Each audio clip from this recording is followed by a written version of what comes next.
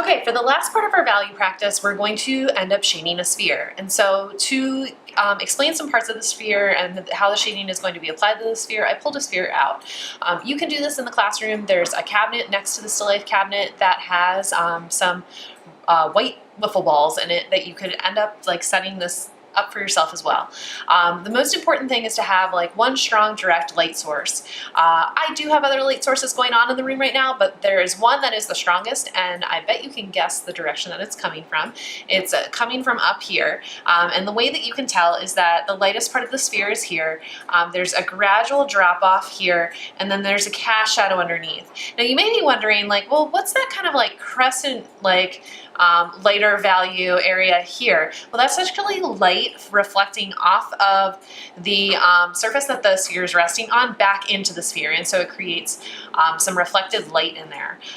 Now there is also kind of some overlapping values in the cast shadow, and that's because I have some other ambient light in the room that is kind of counteracting the direct light source. Anyway, to draw your sphere, I am totally fine if you want to use the inside of a roll of tape to draw a circle. It actually ends up being like almost the perfect size for this sphere. I'm going to set this to the side for right now, kind of off camera, where I can still see it. But I'm going to go ahead and I'm going to trace this up on the top of my paper. And so I'm going to use my 6H pencil for this. And I'm going to trace the inside of the tape. Now, when you shade a sphere, you want to shade in the direction of the form, like we've been doing.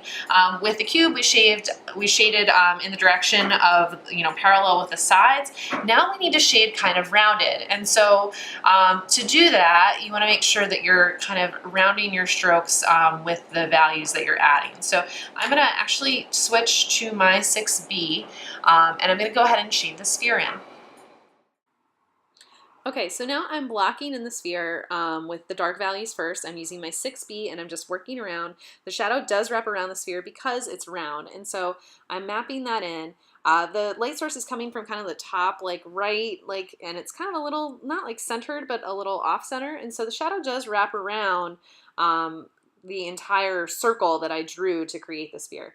Then I go back and I just layer up value to build darker darks. I start to pull in some gradual shifts in value by picking up another pencil and kind of building on that, and just pulling in from the shadow towards the highlight. And I'll just shift and change pencils as I need to.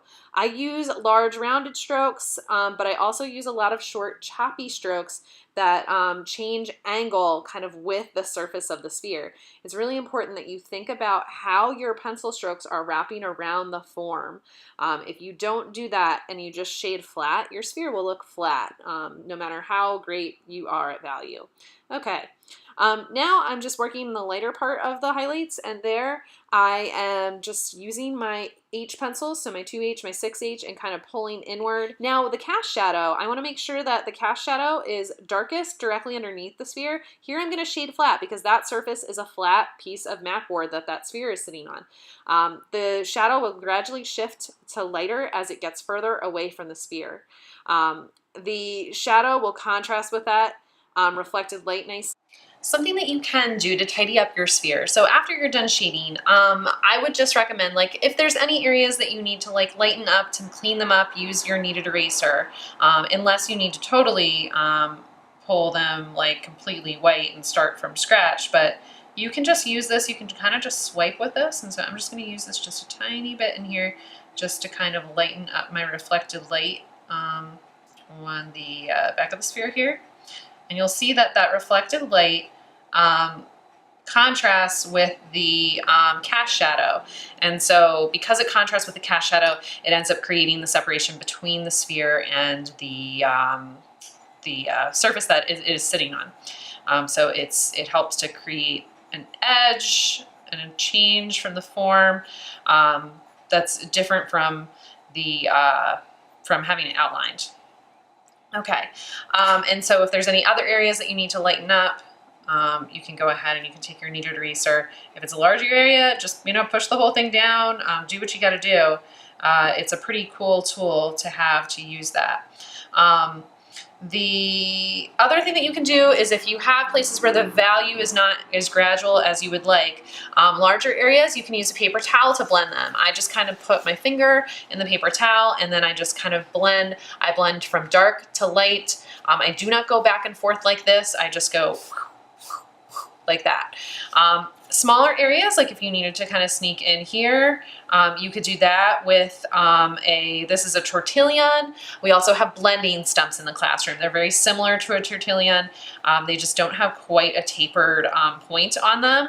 And they're also just made out of like a more solidified piece of paper as opposed to this, which is actually a piece of paper kind of rolled around itself. So, so you can use either of those tools to kind of blend things in carefully. These to me are crutches, okay? They will help you and that's great, but you should not use them all of the time.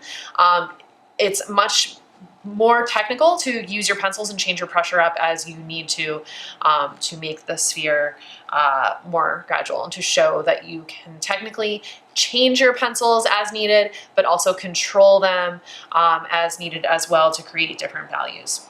Okay.